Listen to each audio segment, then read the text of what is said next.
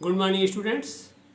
आज हम लोग एंडोप्लाज्मिक रेटिकुलम मीन्स अंतः प्रदर्भी जालिका के रूप में के बारे में पढ़ेंगे। देखिए आप, एंडोप्लाज्मिक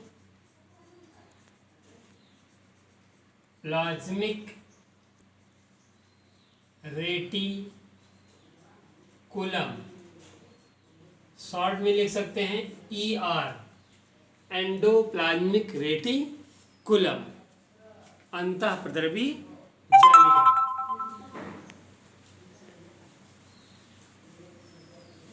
ये देखिए आप सेल में, ये कोशाद्रव्य में पाई जाने वाली सबसे बड़ी झिल्लियां होती हैं। ये न्यूक्लियस से लेकर के प्लाज्मा मेम्ब्रेन तक फैली होती हैं। ये डबल मेम्ब्रेन बॉन्ड न्यूक्लियस है।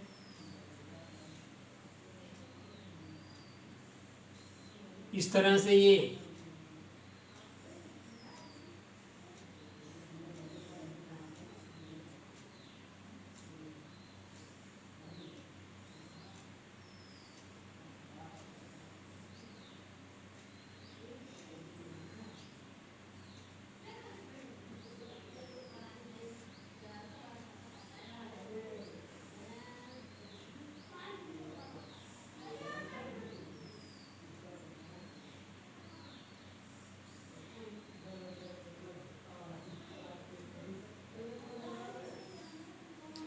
एंडोप्लाज्मिक रेटिकुलम है जो यहाँ न्यूक्लियर मेम्ब्रेन से लेकर के और सेल मेम्ब्रेन तक फैला होता है।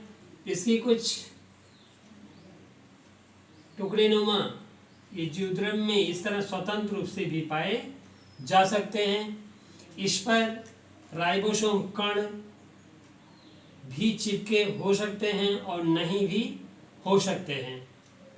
इसके आधार पर ये दो प्रकार की बताई जाती है। रफ एंडोप्लाज्मिक रेटिकुलम, जब चिपके हैं तो देखिए वहाँ पे खुरदुरा हो गया रफ, और जब नहीं चिपके होंगे तो ये फ्लैट होगा, इस तरह से चिकना होगा, तो कहेंगे स्मूथ एंडोप्लाज्मिक रेटिकुलम। देखिए इस पर चिपके हैं तो ये रफ दिख रहा है, इस पर नहीं चिपके हैं तो ये जीवद्रव्य में पाई जाने वाली सबसे बड़ी मेम्ब्रेन्स होती हैं। इनकी खोज वैज्ञानिक KR पोर्टर ने 1945 में किया था। इनमें ये कार्बोहाइड्रेट, प्रोटीन, फैट, विटामिन्स आदि कुछ पदार्थों का फॉर्मेशन, एंजाइम और हार्मोन्स आदि कुछ पदार्थों का फॉर्मेशन और सेक्रेशन करते हैं। अब हम लोग इसके स्ट्रक्चर के बारे में पढ़ेंगे। स्ट्रक्चर, और एक चीज़ पहले पढ़ लें कि कहाँ कहाँ पाई जाती हैं। एंडोप्लाज्मिक रेटिकुलम कोशा में पाई जाने वाली सबसे बड़ी मेम्ब्रेन होती हैं। ये यूकैरियोटिक सेल में पाई जाती हैं तथा प्रोकैरियोटिक सेल में नहीं पाई जाती हैं। कोई भी सेल ऑर्गेनेल्स जो भी बताए गए हैं आपको, वो यूकैरियोटिक सेल में पाए जाते हैं और प्रोकैरियोटिक सेल में नहीं पाए जाते हैं। एक्टिव सेल्स में सेल ऑर्गेनेल्स अधिक होते हैं, इनएक्टिव सेल्स में सेल ऑर्गेनेल्स कम होते हैं। और एनिमल सेल प्लांट सेल से अधिक एक्टिव होती है, इसलिए एनिमल सेल में अधिक होते हैं और प्लांट सेल में कम होते हैं।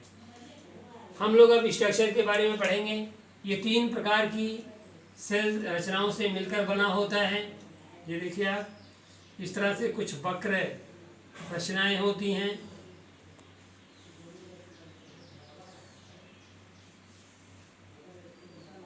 इसे कहते हैं सिस्टर्नी। कुछ ब्रांच नलिकाएं होती हैं, इन्हें कहते हैं ट्यूब्यूल्स।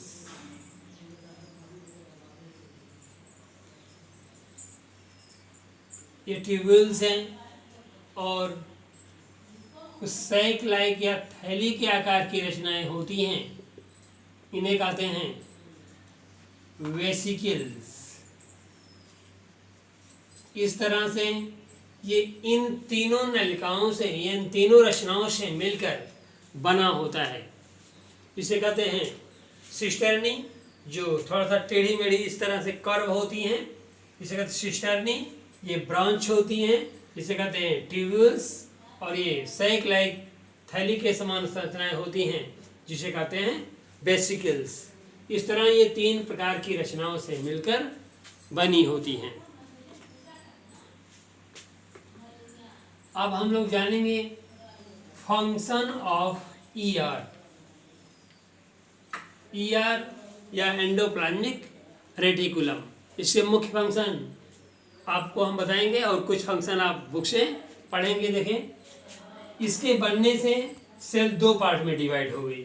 अगर यहाँ भी इसी तरह से हो जाए तो सेल तीन पार्ट में डिवाइड हो जाएगी। यहाँ भी हो जाए इस तरह से सेल कई पार्ट में डिवाइड हो जाती है। जैसे हम अपने घर को कई पार्ट में डिवाइड करके रखते हैं, जिससे एक जगह कोई काम हो रहा हो तो उसका प्रभाव दूसरे कमरे में ना हो। जैसे एक कमरे में टीवी चल रही है तो उसका प्रभाव दूसरे कमरे में ना हो, दूसरे कमरे में बच्चे पढ़ाई करना चाहते हैं तो आराम से पढ़ाई कर सकें। या एक कमरे में खाना बन रहा है तो उसका प्रभाव दूसरे कमरे में ना हो, दूसरे कमरे में कोई भी अपना काम आराम से कर सके। ऐसे ही जो सेल में विभिन्न क्रियाएं होती रहती हैं, वो आपस में एक दूसरे को डिस्टर्ब ना करें। वो क्रियाएं, ये इधर जो क्रिया हो रही है अब इस क्रिया को डिस्टर्ब नहीं करेगा। इस तरह एंडोप्लाज्मिक रेटिकुलम सेल को कमरेनुमा भागों में डिवाइड करती है। एंडोस्केलेटल, आपने केचुए चलते देखा होगा, केचुए में एंडोस्केलेटल नहीं होता, अंतःकंकाल नहीं होता है, तो वो अपनी बॉडी को सिकोड़ और फैला के चलता है। लेकिन सर्प को आप चलते हुए देखे होंगे कि सर्प ऐसे ऐसे चलता है, गड्ढे में उसकी शरीर थोड़ी सी चली जाती, छोटा भले दिखता है लेकिन छोटा होता नहीं है। मतलब सर्प में हड्डियाँ पाई जाती है और केचुए में हड्डियाँ नहीं पाई जाती है। हमारे देखिए जीभ हमारी छोटी और बड़ी हो जाती है क्योंकि जीभ में हड्डी नहीं है, लेकिन हाथ छोटा बड़ा नहीं होगा। हाथ जैसे है ऐसे ही रहेगा, इससे बड़ा या इससे छोटा इस तरह मुड़ने पर होगा, इस तरह छोटा बड़ा नहीं होगा। क्यों? क्योंकि इसमें हड्डियाँ पाई जाती है। इसी प्रकार ये सेल में हड्डियों को कहते हैं अंतःकंकाल। इसी प्रकार ये सेल में अंतःकंकाल का कार्य करते हैं। सेल सिकुड़ नहीं सकती है। यह सेल के लिए carbohydrate, protein, fat, cholesterol, enzyme, hormones आदि का फॉर्मेशन करती है। कुछ विषैले पदार्थ भी विभिन्न मेटाबॉलिक एक्टिविटीज में बन जाते हैं, जिसको विषाक्त प्रभाव को कम करती है। इस प्रकार एंडोप्लाज्मिक रेटिकुलम के ढेर सारे फंक्शन हैं, आप इसको प्रिपेयर करेंगे। होमवर्क नोट करें बच्चों। एंडोप्लाज्मिक रेटिकुलम की खोज किसने और कब किया था? एंडोप्लाज्मिक रेटिकुलम किन कोशिकाओं में अधिक पाई जाती है? एंडोप्लाज्मिक रेटिकुलम की रचना और कार्य पर संक्षिप्त टिप्पणी लिखिए।